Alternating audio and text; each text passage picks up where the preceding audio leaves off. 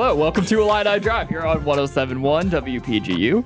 I am Eli Schuster, joined alongside Alec Bussey, Isaac Trotter, and Tati Perry. Tati, how you doing? I'm drier than I thought I would be, so it's a good day. Yeah, it stopped raining. That's a good thing. It was raining all day. And it finally, the skies have cleared up a little bit. I think a big reason for that is, they're just like, okay, the NFL draft's today. We got Avengers coming out. People need to be out and about for these things. So yeah, these are Mother outdoor Nature. events. Yeah, Mother Nature slowed down because of all these important events. So that was pretty nice of her. We got a good show. We got a lot of stuff to talk about. I'm pretty excited for it. We got the NFL draft, obviously, tonight. We're going to go through some mock draft stuff. We're going to talk a little bit about our thoughts there.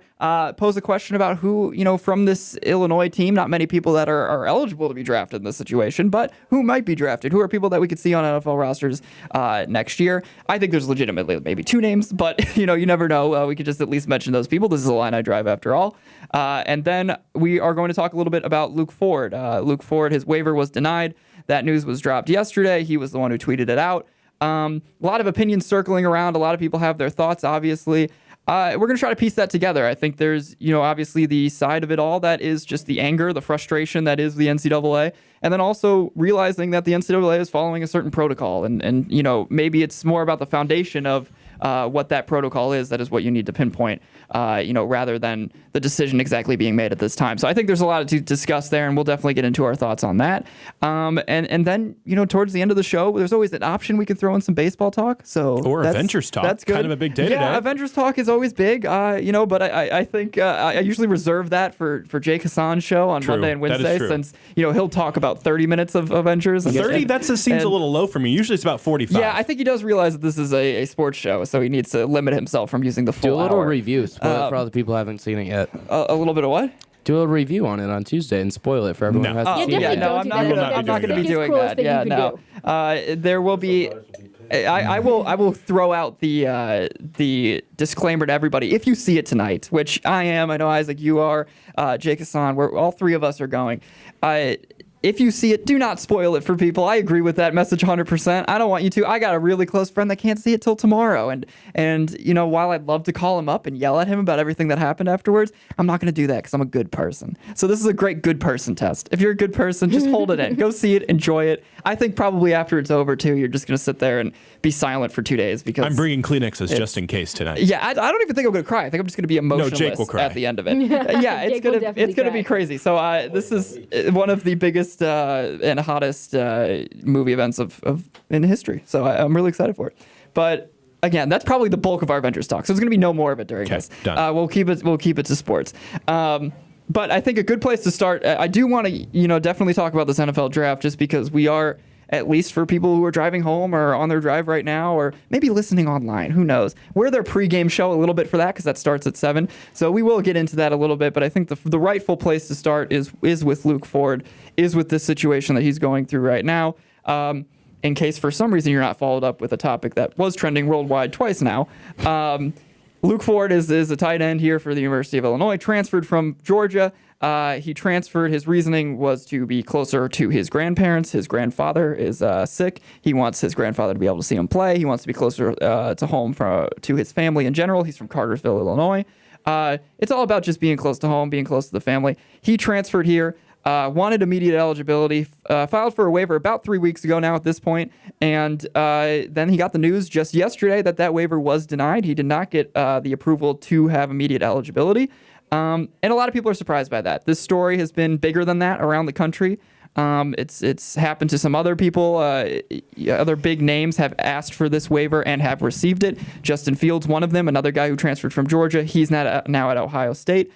Tate Martell, who was at Ohio State because of Justin Fields coming there, he then goes and transfers to Miami, gets immediate eligibility.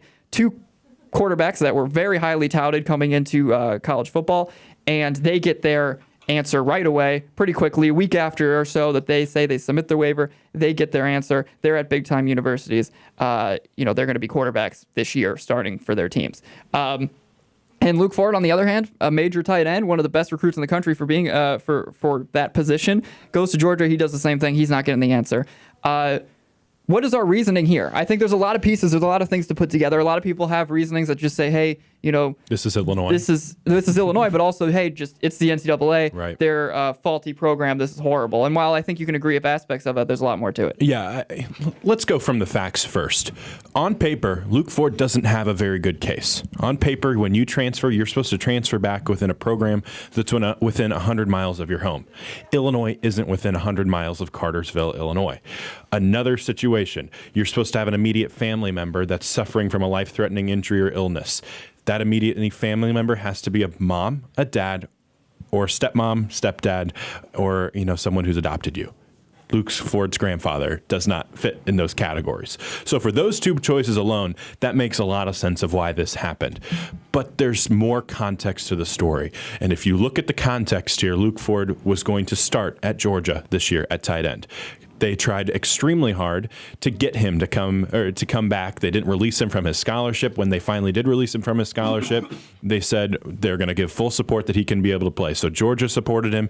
He was going to start there. He wasn't moving to Illinois for football reasons only. He wasn't a disgruntled player like Justin Fields, who is moving from Georgia to Ohio State because Jake Fromm got named the starting quarterback at Georgia. He's not Tate Martell, who's moving to Miami because you have a new guy come in, and Justin Fields, it's going to be the starting quarterback. He moved strictly because of his grandpa.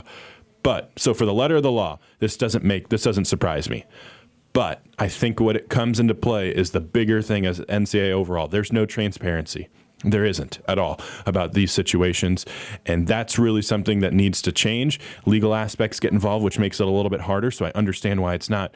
But at the end of the day, by the paper, it doesn't make sense, or it makes plenty of sense that Luke Ford, his waiver was declined. Now Illinois will go through the appeals process, but that's a low chance. If I was going on a scale of 1 to 10 right now, I'd probably go 2, that gets reversed.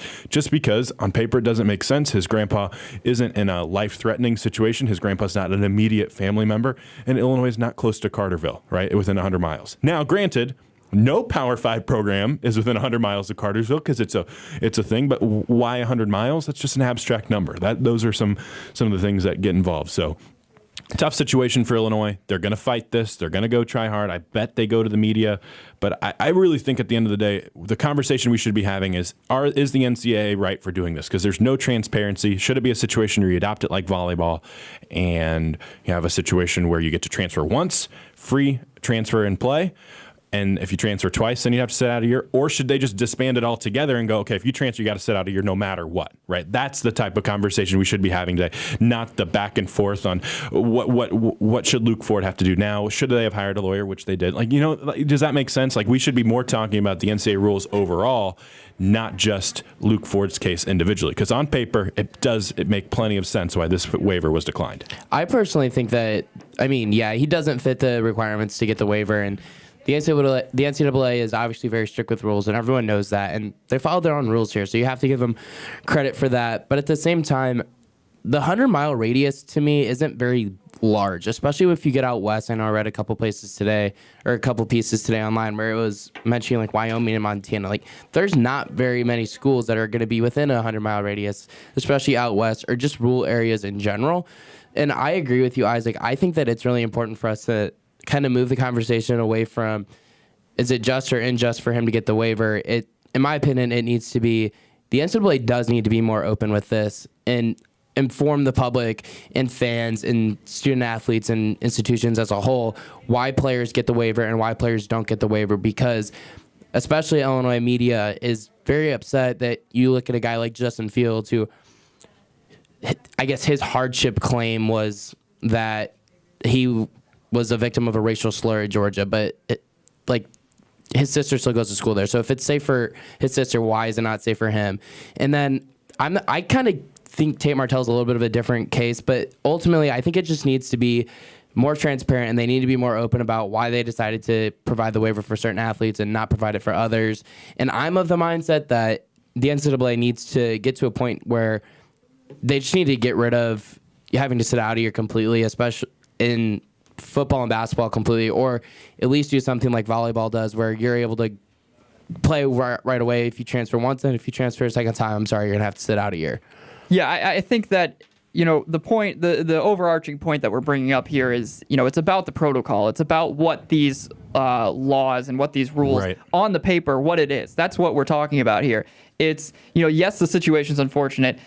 Yes, I think Illinois, the fact that this is Illinois plays a role into it. Sure. I think that it always will, because, as much as we want to say they are following the letter of the law, they are following what's directly on paper. At the end of the day, I mean, you're talking about Ohio State and Miami on these other two categories, two huge, college football programs, and then you're dealing with Illinois and you're dealing with the tight end, and you're not dealing with the quarterback, and that's why a guy like Justin Fields and Tate Martell, that's why the two of them get their eligibility immediately. I mean, that's why we're talking about these guys getting These are looked the at. faces of football. Yeah, I mean, each of those there's- guys has a chance to win the Heisman this year. Sure, maybe Martell's not Martell. Tate Martell's the third quarterback at Miami. Let's remember that Yeah, now. He's maybe. taking third string snaps, but you're right. Yes, but these two are people who came into college football with college football saying, yeah, this is our face. Yes. These are two people we think are going to be our face. And obviously it brings in money. Obviously it brings in more eyes and attention. I mean, look at a guy like Justin Fields. He was on that Netflix series about about So was QBs. Tate Martell. And so was Tate Martell the season before. Great Justin show, Fields. by the way. And it is a very good show. You should go watch it.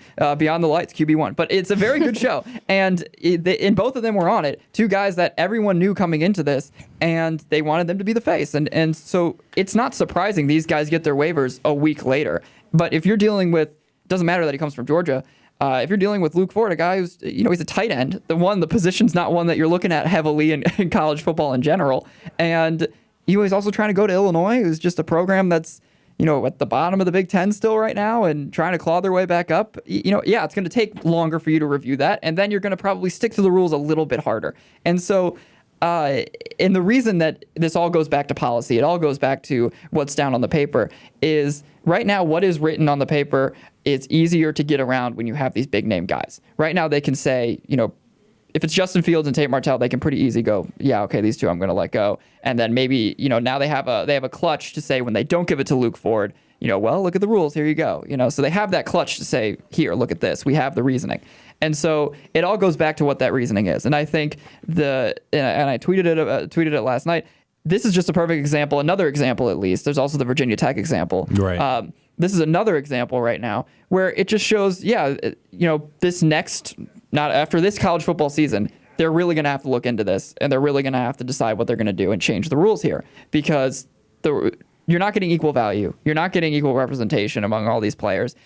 Obviously a quarterback's going to be looked at before a tight end. Obviously a tight end's going to be looked at before, an O-lineman. That's just how it's going to be right now. And so there's a lot that definitely needs to happen. And I think the only positive you can take out of this, because I agree, Isaac, you bring up, I don't think Luke Ford's going to get the appeal, in his favor. I don't think so. I think he'll be sitting out a year. But the only good thing you could take from this, and I bet Luke Ford has a decent positive mindset about this, is he's at least helping demonstrate what the problem is. Right. And people in the future aren't going to have to deal with this. But Illinois doesn't want to be part of these things where, okay, this is the problem. We saw this in basketball when Illinois is in the round of 32 against Miami, the play right out of bounds. It's now known as the Illinois rule, because if there's a ball that's out of bounds, you can look after it with 2 minutes or less. Illinois fans don't want to be part of this where they don't benefit from this rule anymore. So I get why Illinois fans are concerned. 100%. But when you're in the type of program situation you're in, you're going to be that. Right. So until you're better, you're going to be in the situation where you are the team and you are the people that represent what the problem is, because you're not Ohio State. Sure. You're not Miami. You are, and yes, Best maybe you're a case Big Ten scenario program, for but you're Illinois not. today this year is 6-6, right? Yeah, that's what all three of us have agreed on. There's no national championship coming here. I think Miami, we all know that Miami has a great chance to be in the college football playoff. Ohio State, no brainer. Ohio State has a chance to win the national championship. No doubt in my mind. But I think that when you bring it local, there are a couple cases that can come to your mind that you go, this doesn't make sense. One, Mark Smith. This is a guy that Illinois backed to be able to transfer from Illinois to Missouri, and that got waived. The waiver was allowed. Why was that? Was there because there were some racial things that were said by Brad Underwood? Was this part of that investigation? Did that have something to do with it? Maybe. It might have. But the difference between Edwardsville and Columbia is more than 100 miles, just like the difference between Carterville and Champaign is more than 100 miles. Well, what this goes to as well is like I said, right now, at least in what the rules are, and we can sit here and go through the rule book, we can sit here and read everything out, and also we're not the NCAA, we're not the ones looking at all these appeals, but there's enough of a loophole right now in the way it is written for people to say, yes, this person's a big name enough, or yes, this situation we like enough, or yes, this person has a good enough lawyer and we can get around it. So right now it's demonstrating there's enough loopholes for players to get around this. But if you don't have the right setup right now, and also you're not at least touted or respected enough right now, you're not going to get it, and they're not going to give you the light of day. And that's what the problem is. And that's my biggest issue with the transfer rules. I don't think it's fair for these massive institutions. Indiscrepancies. I don't know what I was looking for. Yeah, they're indiscrepancies. Yes, in how people are getting it. Inconsistencies. That's what I was looking for. I'm bad with words sometimes. But these massive inconsistencies with these transfer rules, because it doesn't make sense for. I don't think Mark Smith was necessarily that big of a name, and I don't think Mizzou is that big of a school for that to be able, and I know we're talking about two different sports here, but I don't think that either situation is fair, and he had to very much be willing to say terrible things about his previous coach in order to get this, and I don't think that should have to be the situation, and I also don't think it's fair for Luke Ford, who's actually coming for a legitimate reason, a reason that he can prove and show and everything, and doesn't it feel like the NCAA needs just a little bit more common sense in certain situations? Honestly, I think they just need a broader sense just common sense. This is a kid who was a top prospect. He's a top 100 prospect. He's right on the edge.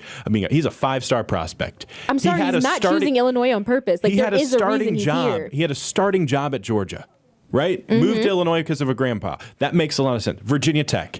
Coastal Carolina, you're moving to Virginia Tech because your mom's having brain surgery 105 miles away. Common sense decision means you should be able to play. Exactly. And instead, the NCAA is taking football away from two people who probably should be playing next year. Well, and it hurts their look publicly, and that's something they didn't need much help hurting their look. Exactly. The NCAA obviously is one of the most criticized institutions. As they should be. Probably in the world, especially related to sports. Other than the White House. In the sports, in the sports world at the moment. In the sports world, it's probably near the top. And you just look at so many different things that are so ticky-tack and small that should not be talked about as much as they are. Like a transfer, guys being allowed to transfer, that should not be something that is making national headline news. And here's what I will say. And this is not, obviously, I agree with everything being said, and I am in no way defending what the NCAA does. It's more about playing devil's advocate in the situation and saying what the point of view of the NCAA may be in these situations. And we say the NCAA should have more common sense. They should have all the. But at the end of the day, the NCAA is a business, and that's what they're trying to do right now. And that's the biggest problem all of us have with everything. But that's the biggest problem people have with corporate America and people have with corporate things in general. And it's not to go and expand the conversation onto that, but it's just saying that the NCAA is a big business, and it's just like every single league around the country. But the NCAA is, and so the things that they do, the interests that they have, are going to serve what their business interests are. And if Luke Ford transferring to Illinois football doesn't fall into that category, then they're not going to give it to him. And Coastal Carolina is the same thing because no one's tuning in to watch Virginia Tech football offensive linemen. True, yeah, but it's so we definitely could sit here and criticize it and say they should have more common sense, and I absolutely agree because it is the right thing to do. Just like you can criticize anybody and say you need to be doing the right thing, but their interest is not rooted in, actually looking at, and this is the problem that a lot of leagues can have. They're not looking at their players as human beings a lot of the time. And they're looking at these players as, people that are going to represent an institution that we're trying to get money from, and we're trying to get from.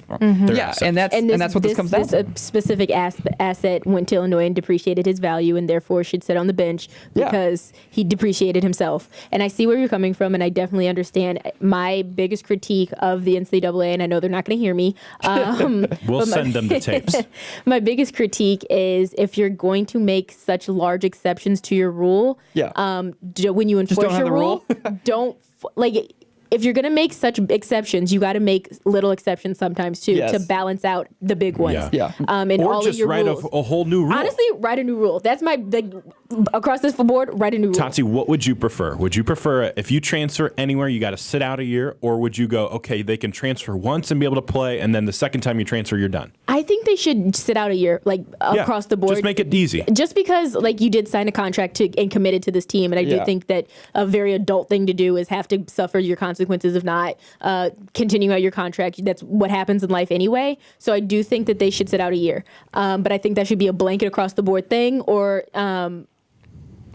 just there's no or. Just sit out a year. I'm personally, I'm pretty torn on how what I feel like the answer should be, because I 100% I agree with everything you're saying, and I believe that you commit to a school, and then if you're Justin Fields and you commit to a school and Jake Fromm is in front of you and he gets a starting job, well, so tough luck. Like you don't get be better. Yeah, you got to be better. You got to beat him. You're not going to get it. But I also see the other point of view of these other players that are just trying to, well, I mean, obviously transferring to be closer to home, but people that are saying, I want to go and I just want to play. And so and this school is going to give me the opportunity to go and play. Coaches leave and are able to go right away and coach. And so I understand both points of view, definitely. But I think now it's up to the NCAA. You have to decide one or the other. Either you're letting everybody play whenever you want, and that goes to really giving a lot of player empowerment in a situation where, do you want to give that much this early? Right. I understand maybe you're doing it in the NBA, but do you want to give it at the college level? Or you pull back and you say, yeah, okay, it's the year. That's how it is for everybody now. And this waiver thing, we're not even going to consider waivers anymore. Okay, so the way I'm going to look at it, Tati, I disagree with them being allowed to play, and I think that they should be allowed to play right away, and I get the player empowerment part, and that's where I was going to take this, is that the NCAA doesn't want to empower players. And it's very obvious that they don't want to. That's been something that is very well known for a long time. And Eli, your whole thing about it being a business is 100% true. Like the NCAA brings in $1 billion a year in every sport together. Well, let's remember this too. On the field impact, right? What does this mean? Where are we going from here? Illinois is going through the appeal process. They're going to try hard. Some lawyers believe that they have a great chance. You look at what Shea Patterson did with Michigan. His waiver, the first time that he transferred, got denied, went through the waiver request, and that happened. If that doesn't happen, though, a reason that we're really angry about this is because A.D. Miller committed to Illinois from Oklahoma and doesn't work out. Jeff Thomas commits to Illinois, doesn't work out. Well, Deshaun and this goes Brissett to the player empowerment idea Exactly. of players right now are in a situation where they're literally just saying, yeah, I'll go here. And this is what you're going to do if you remove the sitting out a year in general. So this is why I do, I see value in that. This is why I see a lot of value in what Tati brings up is if you just remove that altogether and you say these people should play right away, you could totally have situations like Illinois experienced. Illinois experienced this is a close to home issue where you have two guys now, during this offseason, say, I guess 3 guys during this offseason, say, yeah, I'm heading out. I'm gonna come there, and then everyone's all excited and they say, actually, never mind. I'm gonna hop over here now. And you're gonna have way more of that if you're allowing these people to just go play wherever they want. And you're also gonna and this brings it to a whole other level, but I'll just throw it out there. You're also, I think, going to have way more issues with the fundamental. Right now, basketball is the big sport that has all the scandals and the fundamental. Yeah. But you're going to throw that into football. You're going to throw that to everything. I mean, that was this week. Why should I go to Illinois when Virginia Tech's going to pay me more money under the table? Right? Like you're going to have situations also, you where that could come in. can be literally sitting on the bench or ready to. If you're, let's say you're Justin Fields at Georgia and you're sitting there, and then Ohio State comes over and they just give you a call, or they don't give you that DM and they say, you can come over here and you can transfer right away. So why don't you just come over here? Well, you could play for us, and you're going to be poaching people from other schools. Right now, you're at least not able to do that because you have this. You have this intake. Yeah, I mean, right now you're at least not able to do that full force because you have to go and sit out a year, and people are like, all right, I'm not going to go waste it and let this person sit out for a year or something like that. So that's why there's value to this idea of sitting out for a year. I think a lot of people think it's just throw it out right away and say this is utterly ridiculous. People should be able to play wherever they want. Well, remember what that could mean and what that could eventually bring to college sports in general. You're going to have a lot of shady stuff going on. And think about some of the smaller schools that would have all of their top talent immediately get poached by things like guys like Kent State. They wouldn't like that. A team like Toledo or Illinois State wouldn't necessarily love that because their guys are automatically going to have one good year and move on to a bigger program. So I get it. On the basketball level, you mentioned the basketball. You see that on the basketball level. Those smaller schools hate the grad transfer rule because they just get poached and they lose their best players every single year. Can we remember this? Illinois' expectations in 2019 wouldn't change regardless if Luke Ford's on the field or not. They don't. I think it's maybe. I think maybe because at least because now they had another receiver leave them. Yeah, They had it hurts them for sure. But at the end of the day, you still have to win at least 5 games. You got to be competitive. You're going to try to get back to a bowl game. Could Luke Ford help? Yeah, but what was your expectations? I know for sure for mine were 23 receptions for 400 yards and 3 or 4 touchdowns. That would have been awesome. I think that he definitely would have helped.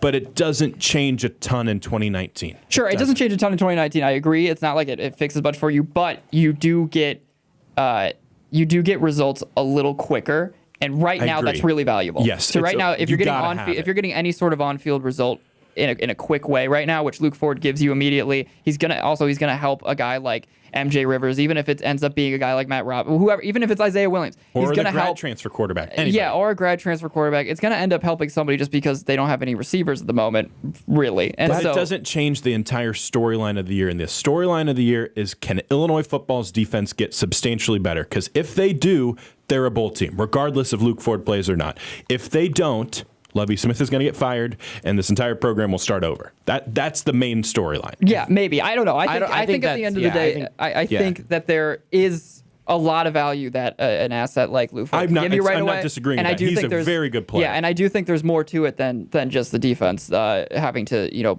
play to the appropriate level, because I think we talked about on the show before, there's areas where there's plenty of question marks around the offense that exist, and we can't just sit here and say just because of last year it's going to be the same way. I think that there's a chance that the offense takes a huge step back this year when you look at how much trouble they're going to have at quarterback, whichever quarterback it is. I mean, yeah, MJ Rivers looked serviceable last year, but he wasn't great. You look at Matt Robinson, if he's your starter, he's going to be turnover prone like crazy, undersized, and he's also never played college football before in his life. Also, we need to remember, MJ Rivers has to take care of his academic stuff.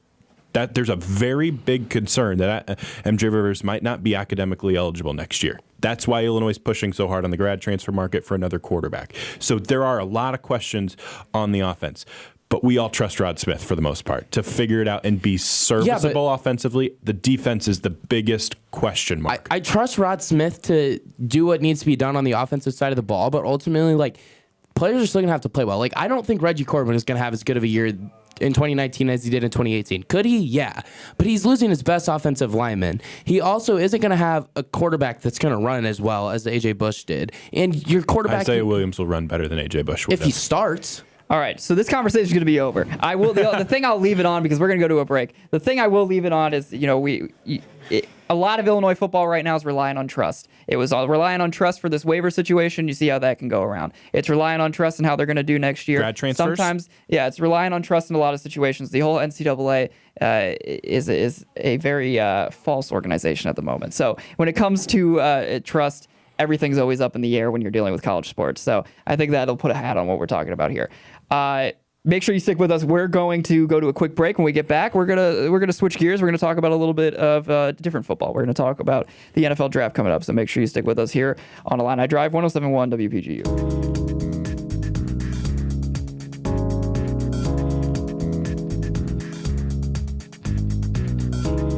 Or how they can do, but there are a lot of question marks in terms of the big name people. You don't know the people who are the big name ones in this draft. You don't exactly know what's going to happen with them. So I'm excited to at least see what happens between 1 through 15 in this draft, because I think that there's going to be a lot of variety in at least what we have to say here and what a lot of the mock drafts have been so far. It's hard to put your finger on exactly where people are going to go. So I think I want to start with.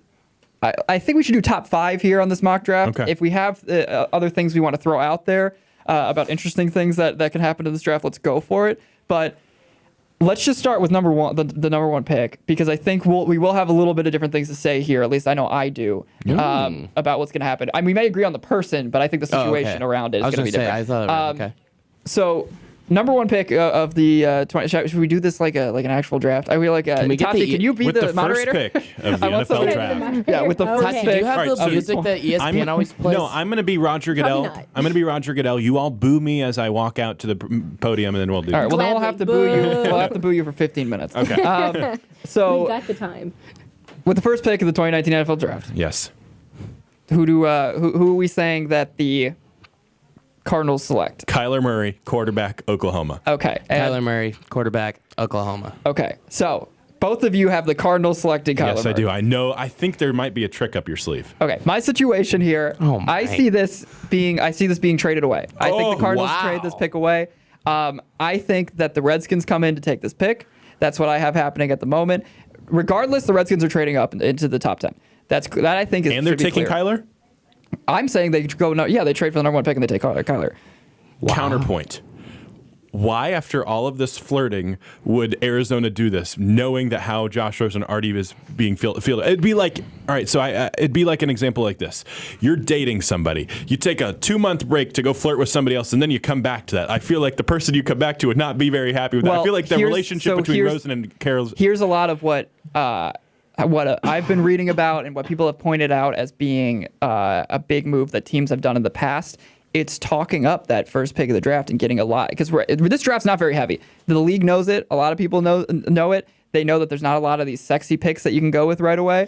And so you want to talk up that first pick, and you want to say, you want to give a lot of speculation about what's going to happen with it. You want to make it seem really important. The Cardinals in this situation want to make it feel like they're having a really hard time deciding between, a quarterback that was a top quarterback in last year's draft versus do we take a top quarterback in this draft, because that's how good Kyler is. And when you do that, all the other teams around you start looking at that number 1 pick and go, okay, so this Kyler is really legit, Right. because the Cardinals took a top 5 quarterback last year, and now they're they might taking just it. screw No, him I over. think that's a great and point. take it over. Yeah, and take it over this year. There's always mind games in the NFL draft, and we've seen that done before with top picks. We've seen. I saw that on draft day. Yeah, yes, exactly. But you see that that these executives, these general managers, they do that all the time, where they want to just kind of throw out these stories, throw out this flirting that you bring up, because it makes that pick now more appealing in a draft, and for a team to be like, okay, Kyler Murray is the thing. That he is the next big thing. So for me, I have the Redskins trading up for Kyler Murray.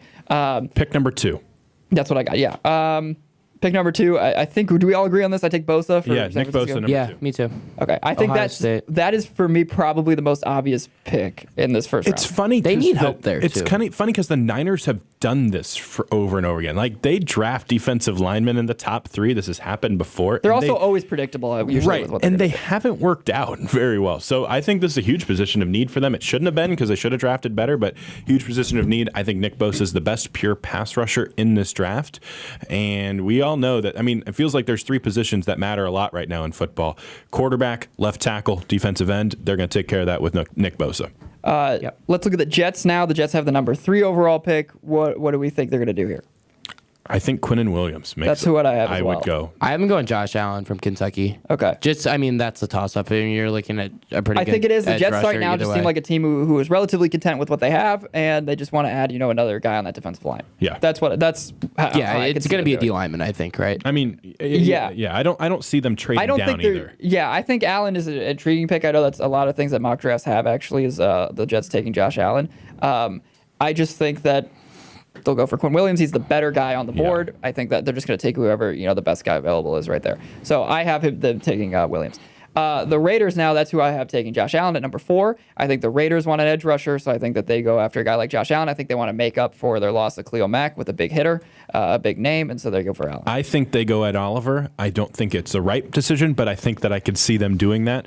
They also have 2 first-round picks later in the thing, so I think you'll see them go Ed Oliver here, try to supplant it with a little bit more offense for Derek Carr, for Antonio Brown, and John Gruden later in the first round. I view it as Ed Oliver as well.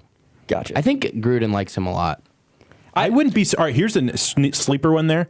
I think Hawkinson makes a ton of sense for them. He has a top 10 pick grade. Like, that makes a lot of sense.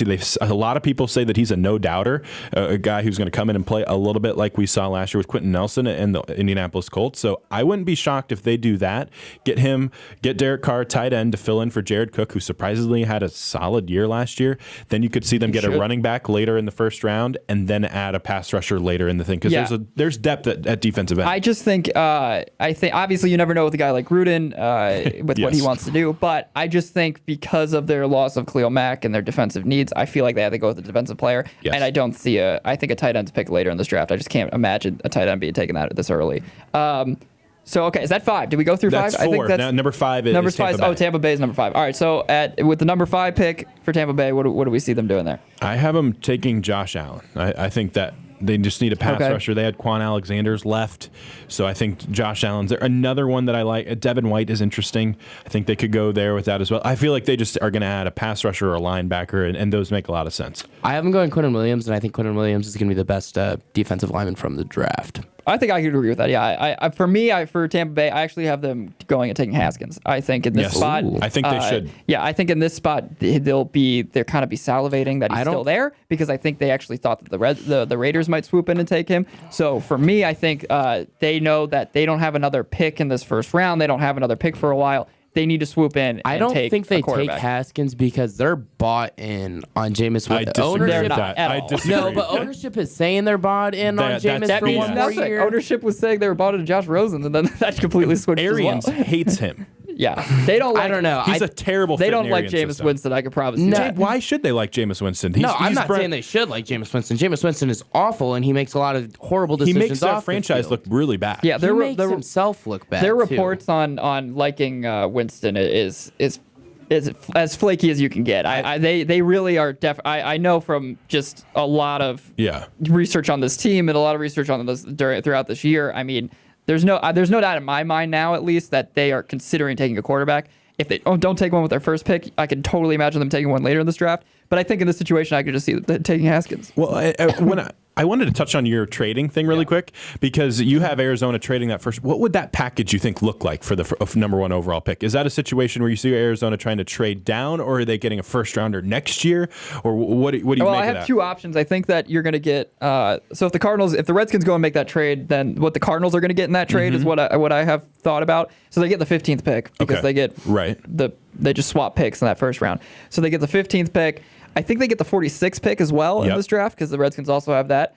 This was a heftier deal. I said they also get 206 in this draft, and then they get a second rounder next year. Or I would take that in a heartbeat. Yeah, I would take that real quick. Yeah, or I threw it in where you get 15, 46, and a first rounder from next year. Well, and the reason why you don't get the 206 in the second rounder, so it's either 15, 46, 206, and a second rounder next year, or 15, 46, and a first rounder. Well, and the reason why you do that is because Arizona has a ton of holes that they can fill in with some of these things. Also, if they can let Rosen go another year and see if that works out, and if it doesn't, there's a strong quarterback class next year with Tua. They also have Oregon's quarterback Justin Herbert's coming out too. So those two might be better options than Kyler Murray in their mind. Maybe I don't agree with that. I think Kyler's going to be a really good player in the NFL. I think he's going to be very valuable, but I can see why that could happen. Yeah, the last time the Redskins were in a current situation that they were in, and they were letting the draft go the way that it's looking this year with the people running the show that they're deciding to go for. That's when they picked RG3. So, and they traded up for RG3. Do you see there's been a lot of back and forth between Dan Gilbert and that front office because he's like taking it over, and then they're like, who do we take? So I just see this situation turning into the Redskins making the move and going for it. That's what I think. Do you see the Redskins trading up to number 1 overall because you think they like Kyler Murray that much more than the other quarterbacks? Because, there's in my opinion at least, and I think you guys kind of share the same opinion, that Haskins is still there at 15 because the only team I think ahead of them that would really draft a quarterback that we think is probably Tampa Bay, right? Yeah, I think. Because the Giants seem like they're not going to that early, right? I think that's pretty well known. I think they could. You never know. But I think they could too. I think they could, but I don't think they want to. In my mock draft that I don't have them taking a QB and I had to swap actually because I did have them taking it in my first draft of this, and then I ended up switching it because Haskins was gone before their pick. So that's the only reason I ended up having the Giants not take a quarterback because the only one I saw them taking that early was going to be Haskins. But regardless, I just think there's going to be a run towards the 10-11 mark in this draft, or at least another quarterback will be chosen before the Redskins are able to get to their option. And I don't think that they're going to want to sit and take, a Daniel Jones or a Drew Lock. And I actually don't even think, in mine, I don't even think that they get to Daniel Jones. So I think they won't want to take a Drew Lock. And I think that they say, yeah, we really like Kyler. We like what he has to offer. This same organization has liked a guy like RG3 a lot. And so this is a similar mobile quarterback that I feel like they would like to go to and push their organization toward. So yes, I 100% think they could. I think Kyler is single-handedly the best draft pick out of this entire slot. And yeah, you could sit there and say, do we wait a year for two other quarterbacks or a better quarterback class? when we could just trade up because we have a lot of picks anyway and Right. just get this guy, the best one in the draft, I think they should consider it and go for it. I think the one that I'm really watching are the Bengals tonight, because I think that they should absolutely draft a quarterback. If Haskins drops to 11, no doubter, get it done. Because you put Haskins behind Andy Dalton, that's a really good thing for him to have a year behind him. And then you have A.J. Green and Joe Mixon as his two top weapons.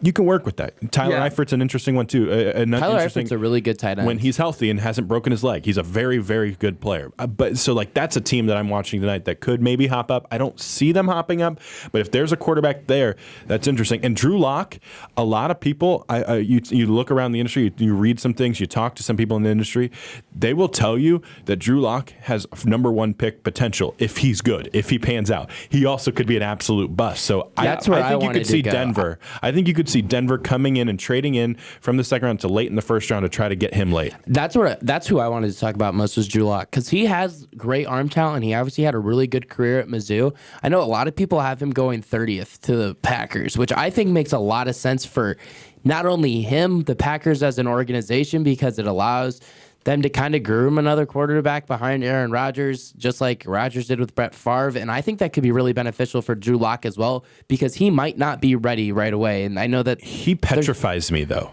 because he only had 1 year in college where he had his completion percentage over 60%. Like, and Yeah. that scares me so much. I think accuracy we've seen that's why Baker Mayfield went 1. That's why Russell Wilson is so valuable, being accurate, right? Especially in the NFL. So Locke just, I don't know if I would do it. I don't see it, but I can see why people like it. That's why I think him being able to sit behind a guy like Aaron Rodgers, where the pressure isn't going to be from the fans wanting him to play because he's the first round quarterback pick Right.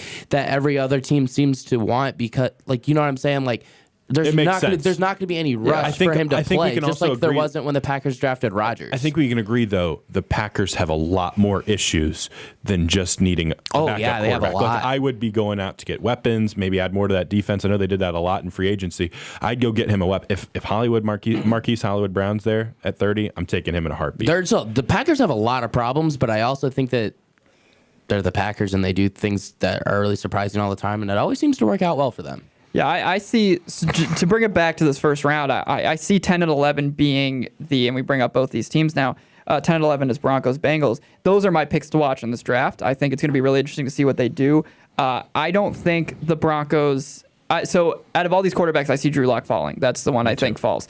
And I think the Broncos have a shot to get him possibly in a second round situation or something like that. And, or if they trade up maybe later in the first round or second round to do it. But either way, I think with their first pick, they don't do it. I think that they're not going to take a quarterback with their first pick. I think they'll go I have them going for a linebacker. I have them going for Devin Bush. I think that's the guy they end up going for. I think that the quarterback situation in this first round is going to be Murray, Haskins, and then we can throw this out for who we think our third quarterback taken is. I think Daniel Jones is going to be the third quarterback taken because as the draft nears, he is somebody that continues people to like him more and more. I don't, but he's somebody that people continue to like more and more. And at least in my mock draft, I have so the Bills actually have I believe it's the 7th pick in the draft, or no?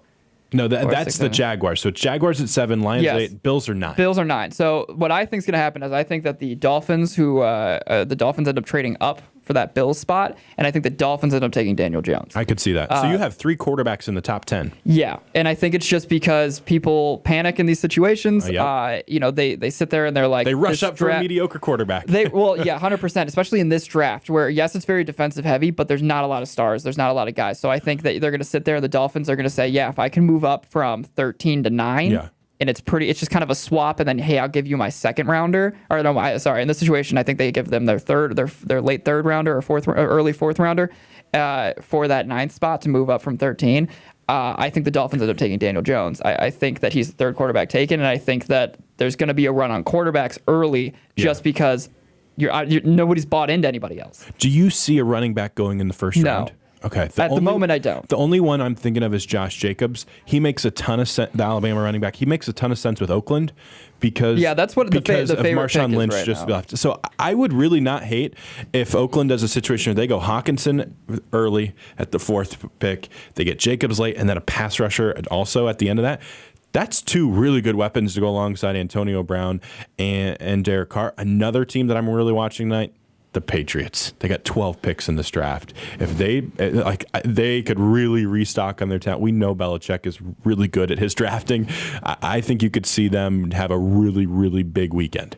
Yeah, it's good. I think that the Patriots are a big team to watch. I think that I do think the Packers, you bring up the Packers, Alec, I think that they're a team to watch. I think at their pick right now, I have them taking Hawkinson, actually. Okay. So you think he drops to 12? Yeah, I think people are, this is a tight end, and at the end of the day, tight ends don't fare very well in the drafts. Do you think, the team I'm seeing a lot of is Jacksonville. Why do you think they shouldn't take him? Like, why do you think they won't take him? Well, just because I think they can grab a guy later. Okay. I don't think. I see nobody.